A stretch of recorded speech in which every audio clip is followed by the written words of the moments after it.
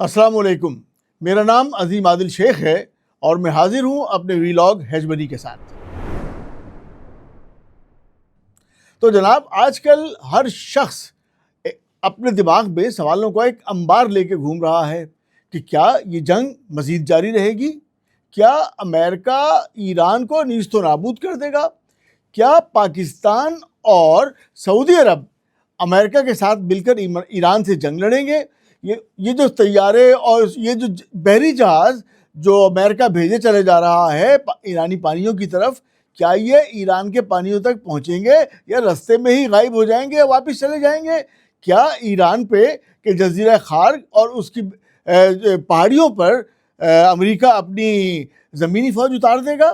یہ بہت سارے سوالات ہیں جو ہر شخص کے اینگل بدل کے الفاظ بدل کے پریشانی یہی ہے، کیونکہ ہر شخص اس کا جواب چاہتا ہے کہ بھائی زندگی کب نارمل ہوگی۔ ہر روز خبر سننے کو ملتی ہے کہ آج ڈالر اتنا مہنگا ہو جائے گا، ڈالر کہہ رہا ہوں، پیٹرول اتنا مہنگا ہو جائے گا۔ ہمیں تو ڈیزل پیٹرول گاڑی میں ڈلوانا ہے نا جناب، تو اگر ڈیزل اور پیٹرول ہمیں مہنگا ملے گا تو اس کا مطلب سمجھیے کہ جو ٹرانسپورٹ سبزی ہوتی ہے، جو ہمیں ٹریولنگ کرنی ہوتی ہے، جو یہ تمام کاسٹ جو ہے وہ بڑھتی چلی جائے گی، اور لازمی سی بات ہے کہ ایک کم آمدن والا آدمی، بلکہ اب تو زیادہ آمدن والا بھی افورڈ ہی نہیں کر پا رہا، بلکہ کچھ جگہوں پہ تو بلکہ بہت سارے ممالک میں صورتحال یہ ہونی جا رہی ہے کہ وہاں پر تو فیول اویلیبل ہی نہیں ہے۔ تو اس تمام مسئلے کے لیے پریشان ہونا تو ایک لازمی سا امر ہے۔ تو جناب، اس کے لیے لاجیکل جواب دینا میں چاہوں گا، آپ کو بتانا چاہوں گا لاجک سے، کہ آپ خود اس بات کو طے کر سکیں کہ بھائی اس جنگ نے آخر کل کو کیا رخ اختیار کرنا ہے۔ تو اس کے لیے جو کچھ ممالک جو اس سے متعلق ہیں یا جن کا کوئی امپیکٹ ہے اس تمام جنگ کے اوپر، ان کے کچھ میں آپ کو ان کی طرف سے بیان کردہ کچھ بیانات یا اعلانات یا کوئی بات ایسی بتا دیتا ہوں جس سے اس ملک کی ڈائریکشن آپ کو سمجھ میں آنے لگے گی۔ وال اسٹریٹ جرنل کی رپورٹ میں بتایا گیا ہے کہ سعودی عرب، قطر اور عمان نے امریکہ کو خبردار کیا ہے کہ اگر انہوں نے ایران پر حملہ کیا تو عالمی منڈی کریش کر جائے گی، جس سے دنیا کو بہت مشکل پیش آ سکتی ہے۔ برطانوی اخبار کے مطابق برطانوی وزیر اعظم نے صدر ٹرمپ کی مدد کی اپیل مسترد کر دی ہے اور انہیں صاف کہہ دیا ہے کہ وہ آبدائے ہرمز کھلوانے کے لیے اپنے جنگی جہاز نہیں بھیج سکتے۔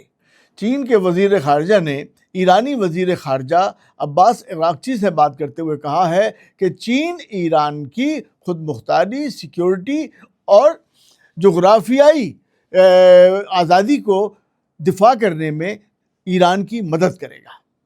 روس کی سلامتی کونسل کے نائب سربراہ اور سابقہ صدر نے کہا ہے کہ اگر امریکہ نے ایران میں رجیم چینج کرنے کی کوشش کی تو تیسری جنگ عظیم شروع ہو سکتی ہے۔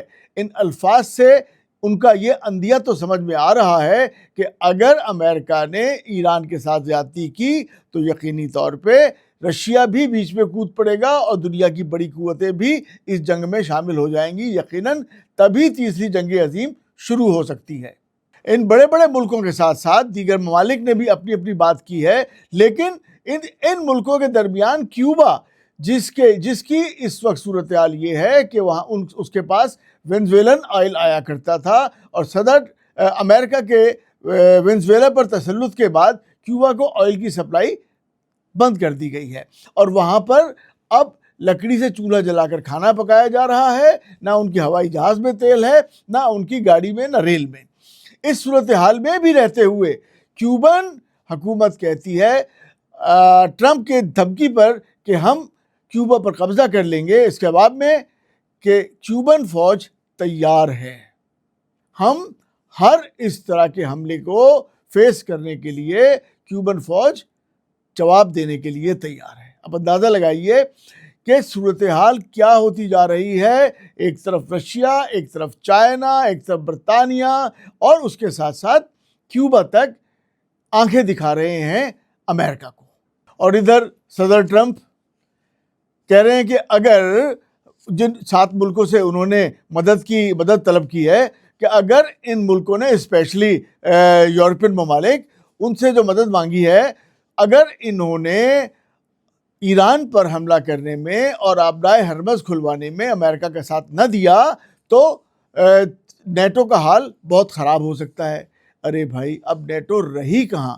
تو بہرحال یہ میں نے آپ کو کچھ اسٹیٹمنٹس ایسے بتا دیے جن سے آپ کو دنیا کا چلن سمجھ میں آ گیا ہوگا، لیکن اس تمام چیز کو سمجھنے کے لیے کہ آج دنیا کہاں کھڑی ہے اور وہ تمام سوالات جو میں نے ویلاگ کے شروع میں آپ کو بتائے تھے کہ ہم سب کے دماغوں میں اس طرح کے سوالات چل رہے ہیں، اس کا جواب لینے کے لیے میں چاہوں گا کہ تھوڑا سا پیچھے چلایا جائے۔ کیوں اچانک ان تمام ملکوں کا دماغ خراب نہیں ہو گیا کہ وہ امریکہ کا ساتھ دینے کو تیار نہیں ہے؟ اس سے پہلے تو ہم دیکھتے تھے کہ چاہے وہ عراق ہو یا افغانستان ہو یا دیگر کوئی ملک ہو، لبنان ہو، ان سب کے اوپر یورپ اور کینیڈا اور امریکہ یہ سب چوڑ دھڑوا کرتے تھے اپنے فوجی، اپنی ہوائی جہاز، اپنے بحری جہاز اور اپنی ٹیکنالوجی کے ساتھ ان تمام ملکوں سے لڑنے کے لیے پہنچ جایا کرتے تھے۔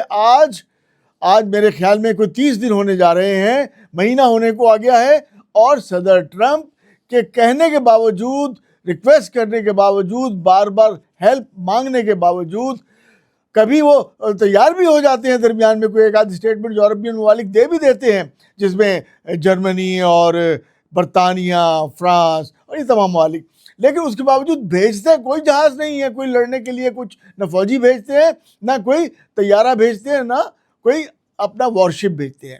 اس کا مطلب ہے کہ وہ امریکہ کا ساتھ دینے کے لیے ابھی تیار نہیں ہے۔ اس کی وجہ کیا ہے؟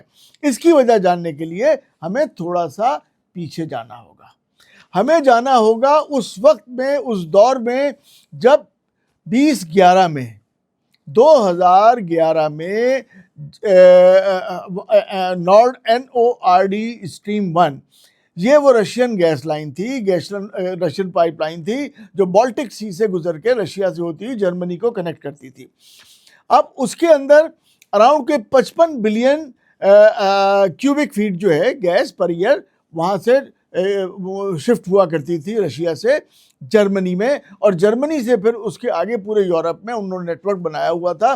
اس نیٹ ورک کے تھرو یورپ کے دیگر ممالک تک یہ گیس چلی جاتی تھی، اور چونکہ یہ بہت سستی گیس تھی تو پورے یورپ کے ممالک جو تھے اس سے استفادہ حاصل کرتے تھے، اور ان کی انڈسٹری، ان کے گھر کے ہیٹرز اور ان کا تمام نظام جو تھا وہ بہت اچھے طریقے سے چل رہا تھا 2011 سے 2022 تک۔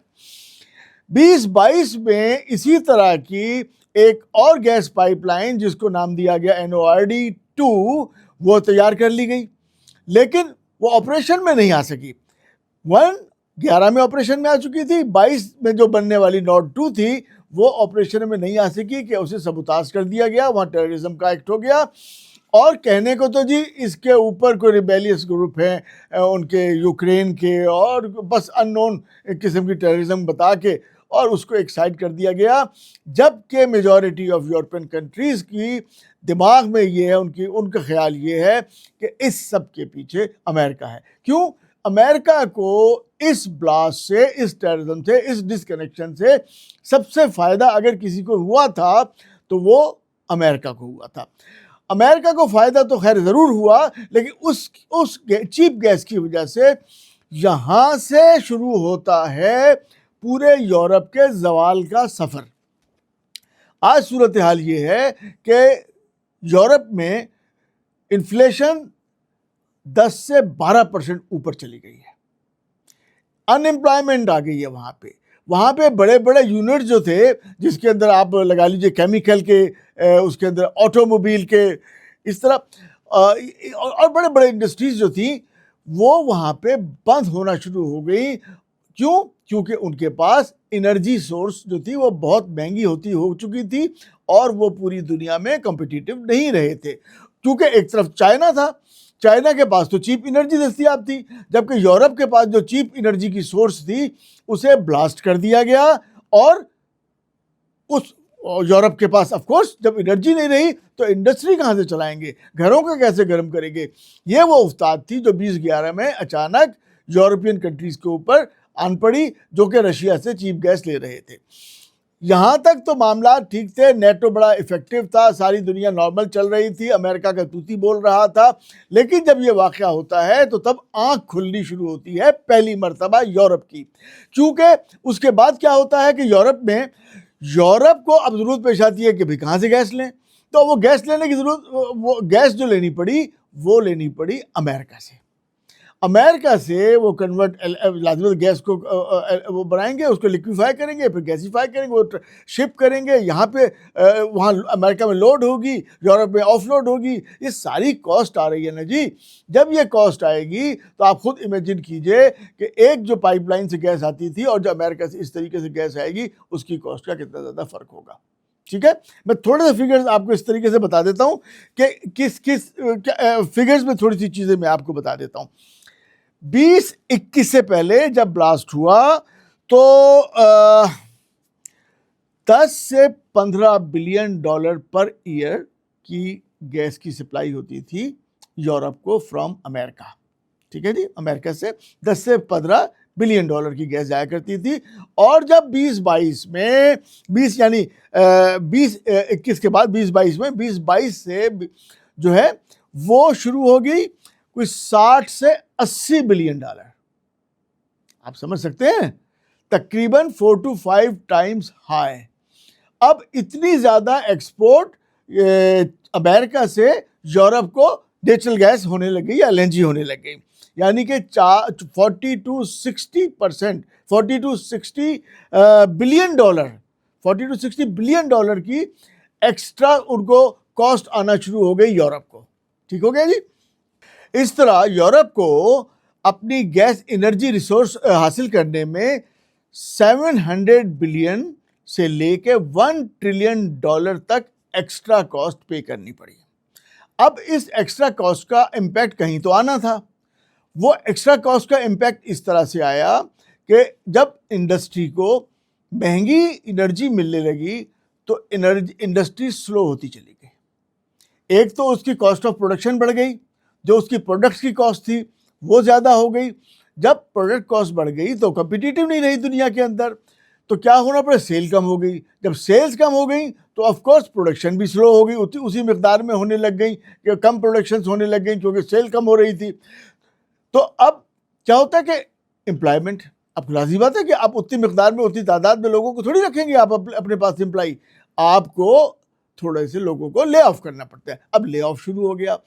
پھر بہت سے انڈسٹریز نے جب یہ دیکھا کہ بھائی ہم اس انرجی کاسٹ کے اوپر یورپ میں آپریٹ نہیں کر پا رہے ہیں, تو انہوں نے سوئچ کیا, یعنی پوری کی پوری انڈسٹری جو تھی وہ شفٹ کر گئی یا تو چائنا میں یا پھر امریکہ میں. تو ایک اور نقصان ہو گیا یورپ کا. اب یہ ساری چیزیں یورپ کو دکھ رہی ہیں, نظر آ رہی ہیں.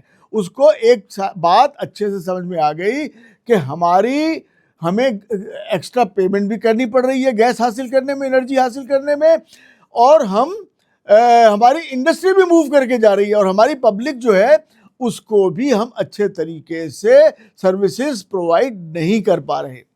یہ وہ پوائنٹ تھا جہاں یورپ کو, یورپین ممالک کو اپنے بڑے بھائی, اپنے دوست, اپنے خیر خواہ امریکہ کا رویہ سمجھ میں آنے لگ گیا کہ امریکہ کو اپنے مفادات تو بہت عزیز ہیں, لیکن اپنے ساتھیوں کے مفادات اس قدر عزیز نہیں ہیں.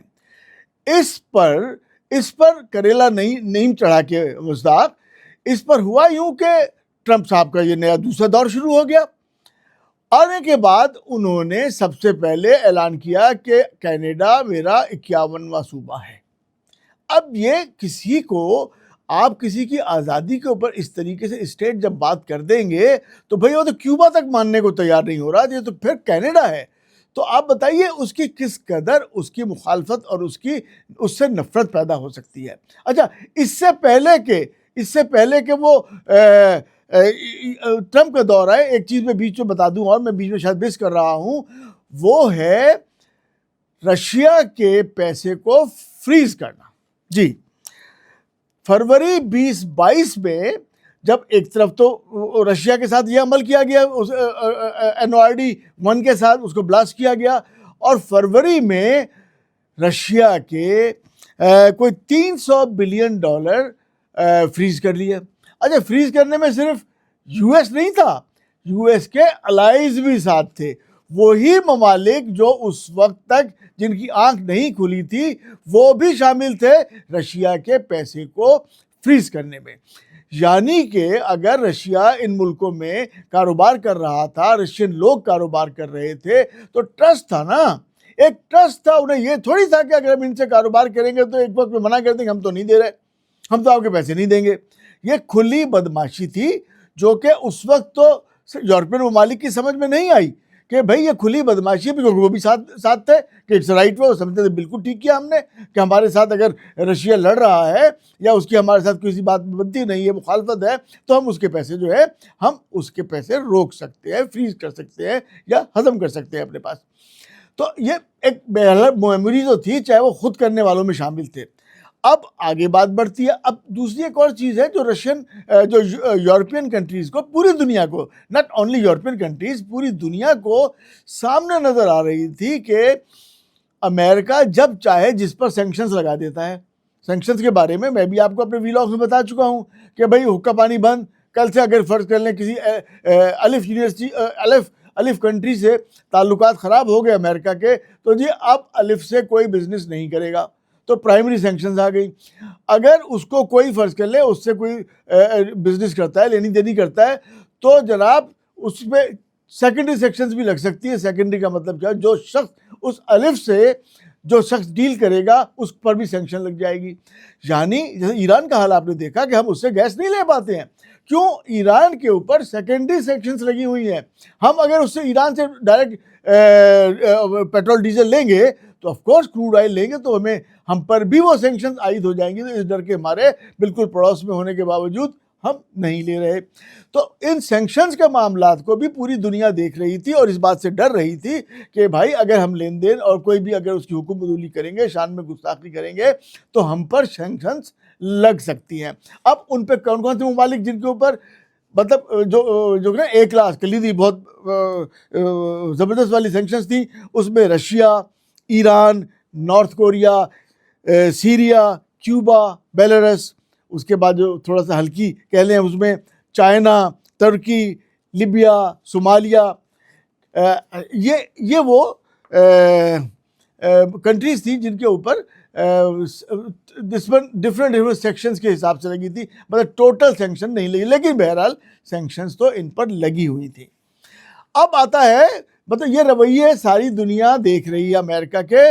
اور دیکھیے اس وقت بات ہم کر رہے ہیں کہ امریکہ کیا ایران پر حملہ کرے گا, کیا تمام لوگ ایران کے ساتھ یا سعودی عرب, پاکستان سے, یورپ اور دیگر ممالک امریکہ کے ساتھ مل کر ایران کو ختم کرنے کے لیے جائیں گے یا نہیں جائیں گے, کیا ہوگا؟ تو میں لاجک دے رہا ہوں بھائی, یہ سارے لوگ جنہوں نے جا کے ایران پر مل کر ایران پر حملہ کرنا تھا وہ پہلے سے ڈسے جا چکے ہیں. تو اس کا مطلب ہے کہ وہ آتے ہوئے سوچیں گے, میرا خیال ہے آف کورس سوچیں گے. اب رہ گئے تھے جناب یہ آپ کے گلف کنٹریز. جب آتا ہے انہوں نے پہلے اڈے دیے ہوئے ہیں, پیسے بھی دے رہے ہیں, جگہ بھی دے رہے ہیں, اور انہیں اختیار بھی دے رہے ہیں کہ کیجئے جناب آپ اپنی منمانی. جب ایران پہ اٹیک ہوتا ہے اور ایران اس پاداش میں کہ بھائی جن ممالک نے اڈے دیے ہیں اور جن کی فضا استعمال ہو رہی ہے ہم پر حملے میں, تو انہوں نے ان کے اڈوں پر, ان کے بیسس پہ جو امریکن بیسس ہیں ان پر اٹیک کر دیا. امریکہ جب اپنے ہی اڈوں کو نہیں بچا سکا, اپنے ہی فوجی اور اپنا ساز و سامان لے کر وہ غائب ہو گیا, تو ان ممالک کو یہ سمجھ میں آ گئی کہ بھیا یہ تو اس کو تو ہم پیسے دیتے رہے, اس کو تو اسی بات کے پیسے دیتے نا کہ آپ ہمارے رستہ ذرا کلیئر کرا کے رکھیں گے, آپ بہت فوج بڑی ہے آپ کی اور بڑی قوت ہے آپ کے پاس, آپ ہم پہ کسی کو حملہ آور نہیں ہونے دیں گے. اور آف کورس پیکٹ بھی یہی تھا کہ بھئی آپ کی سیکورٹی ہماری ذمہ داری ہوگی, ہم کسی کو آپ پر حملہ کرنے نہیں دیں گے. جب دبئی کا وہ حال کر دیا کہ اب وہ شاید پچھلے 20 سال 30 سال تک پیچھے چلا گیا وہ. اب سعودی عرب, لازمی بات ہے کہ سعودی عرب ایک اہم ملک ہے بہت اس خطے کا. قطر نے صاف صاف کہہ دیا کہ نہیں بھائی اب ہم آپ سے ایران سے ہم نہیں لڑنے جا رہے, آپ ہمارے اوپر حملہ نہ کیجیے. اس طرح سے تو آخر میں یہ گلف کنٹریز بھی جو ہے ان کی سمجھ میں آ گئی کہ امریکہ ان کی سپورٹ نہیں کر سکتا. امریکہ کا خود بحری بیڑا جو ہے وہ زخمی حالت میں ایران سے بہت دور چلا گیا ہے. تو ان حالات میں جب لوگوں کی سمجھ میں آنا شروع ہو گئی کہ امریکہ تنہا ہوتا چلا جا رہا ہے, وہ خاص طور پہ اس کی ملٹری مائٹ تھی, جو اس کا فوجی دبدبہ تھا, وہ اس لیول پہ نہیں رہا. امریکی دبدبہ یعنی امریکن ہیجمنی کو قائم کر رہے ہیں تین چیزیں. ایک تو ہے امریکن ملٹری مائٹ, دوسرا امریکن اکانومی یا اس کی جو اکانومک پاور ہے, اور تیسرا امریکہ کے دیگر دنیا کے ممالک کے ساتھ روابط. انہیں پوری دنیا کو پتا تھا کہ امریکہ کی ایک آواز پر سارے اکٹھے ہو جاتے ہیں اور اس کے ساتھ مل جاتے ہیں, تو لوگ اس بات سے بھی ڈرتے تھے. تو اب کیا دو چیزیں چیلنج ہوئی ہیں. ایک امریکن ملٹری مائٹ, وہ جو بحری بیڑے جس سے ہم ڈرتے تھے کہ یہ پہلا بیڑا آ جائے گا, 5واں آ جائے گا, 12واں آ جائے گا, وہ بیڑے آئے اور آگے چلے گئے. میں یہ تو نہیں کہوں گا بیڑا آیا اور بیڑا غرق ہو گیا, ایسا نہیں ہوا, کیونکہ غرق تو نہیں ہوا وہ, لیکن بہرحال بیڑے آئے اور بیڑے چلے گئے. اب جب وہ ایک آبدہ ہرمز ایک 25-30 کلومیٹر کی جگہ کو نہیں کھلوا پا رہے ہیں, ایک ایران جیسے سینکشن زدہ کمزور ملک کو اس بات پہ راضی نہیں کر پا رہے ہیں کہ بھیا وہ یہ رستہ ہی کو کھول دے اور تنگ نہ کرے کسی کو بھی آنے جانے میں, تو اس کا مطلب کون سی فوجی قوت؟ تو ملٹری مائٹ چلی گئی. دوسرے آ جاتے ہیں روابط. روابط کی صورتحال یہ ہے کہ پہلے جو امریکہ اشارہ دیا کرتا تھا, اب باقاعدہ ہیلپ کے لیے ریکویسٹ کر رہا ہے, اور پھر اعلان بھی کر رہا ہے کہ اگر, اور دھمکیاں بھی دے رہے گا, اگر تم میری مدد نہیں کرو گے تو پھر نیٹو برباد ہو جائے گا. اس کا مطلب ہے کہ جو تیسرا والا کالم تھا روابط, وہ بھی اس کے ختم ہوتے چلے جا رہے ہیں. اب آ جاتا ہے اکانومی. اکانومی کی صورتحال یہ ہے بھائی کہ $40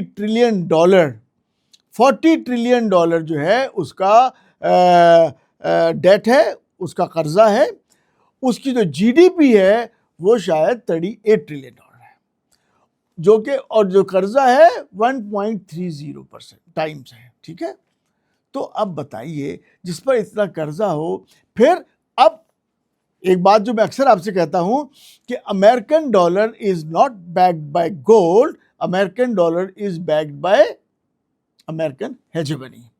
تو جب تک امریکن تسلط, امریکن دبدبہ دنیا پر موجود ہے, امریکن ہیجمنی موجود ہے, اس وقت تک ڈالر دنیا کی گلوبل کرنسی کے طور پر دنیا میں موجود ہے. اگر دنیا میں ڈالر کی ویلیو کم ہوتی ہے, لوگ اپنے پاس موجود, یا ملک یا ادارے اپنے پاس موجود جو ٹریجری بلز ہیں ان کے, وہ اگر واپس سیل کرنا شروع کر دیتے ہیں, تو آپ امیجن کیجئے جو لوگوں کی ریزرو کرنسی کے طور پہ جو ڈالر لوگوں کے پاس موجود ہے, جس دن اس نے بکنا شروع ہوا, اینی فائن ڈے, کسی دن بھی آپ دیکھیں گے ایک ٹرینڈ چل پڑے گا, ایک ٹرکل ڈاؤن ایفیکٹ ہوگا کہ لوگ لائنیں لگا کے ڈالر بیچ رہے ہوں گے, لائنیں لگا کے لوگ ٹریجری بلز جو ہے, جو ٹریجری بانڈز جو ہیں ان کے, وہ سیل کر رہے ہوں گے. تو اس وقت کیا ہوگا؟ اس وقت امریکہ کی سمجھ میں نہیں آ رہی ہوگی, اور کسی طرح کے بھی اکنامک میجرز جو ہیں وہ اس ٹرکل ڈاؤن ایفیکٹ کو روک نہیں پائیں گے. تو آپ کی تیسری قوت جو ہے دیٹ از معاشی قوت. یہ تینوں چیزیں اس وقت امریکہ کی چیلنج ہو چکی ہیں. میں تو مطلب سمجھدار تو کہنا میرے لیے بہت عجیب سی بات ہوگی, غیر سمجھداروں میں بھی شاید میرا آخری لیول ہو. امریکہ کے پاس تو ان معاملات کے ایکسپرٹس بیٹھے ہوئے ہیں جو کھاتے ہی اسی بات کی ہے کہ وہ سوچیں اور اگلے 100 سال کی پلاننگ کریں, اور امریکہ کرتا بھی 100 سال کی پلاننگ ہے. تو بھائی ان کی سمجھ میں تو اس سے پہلے یہ بات آ چکی ہے. اس لیے یہ جو دیا ٹمٹما رہا ہے زور زور سے, یہ شاید آخری سانسیں ہیں. تو دیا ٹمٹما رہا ہے. میرے خیال میں ہو سکتا ہے امریکہ اب اس دیے کی 2-4 لویں اگر تیز پھینک دے, 1 آدھ 2 حملہ بھی کرنے کی کوشش کر لے, تو وہ اس کے اس دنیا سے کمزور تر ہونے میں اس کی امریکہ کی مدد کریں گے. امریکہ کو اس سچویشن سے نکالنے میں ان کا فائدہ نہیں ہوگا. ایران نے تو صرف برقرار رہنا ہے, تو بھیا وہ تو ہزاروں سالوں سے ہے, وہ تو جب امریکہ نہیں تھا تب سے بھی ایران موجود ہے, تو ایران کو تو فکر نہیں ہے. تو آئی تھنک میرا تجزیہ جو ہے اس سے آپ خود بخود یہ جواب نکال لیں گے جو آپ کے ذہن میں چل رہا ہے۔ ملتے ہیں اگلے ایپیسوڈ میں۔ اللہ حافظ۔